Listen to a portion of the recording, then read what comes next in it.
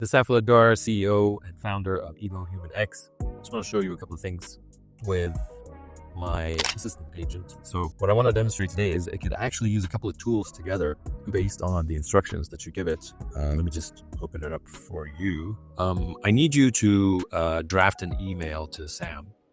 Say in the email that we would like to meet with him tomorrow at 3 p.m. to discuss our social media strategy. Please send me the draft first before you send the email, just for me to give you an approval. So here you go. You can see that it just drafted the email. Okay. All right. So I can go through. I can make any changes to it. All right. You mentioned twice Evo X admin. Just remove one of the signatures after best regards. All right, the email looks good. Just please go ahead and send it to Sam's email. And once you send it, please schedule it on my calendar. So you can see here.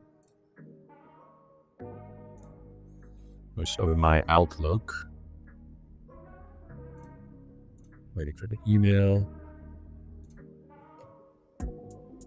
There you go. Email has been sent. 414, dear Sam.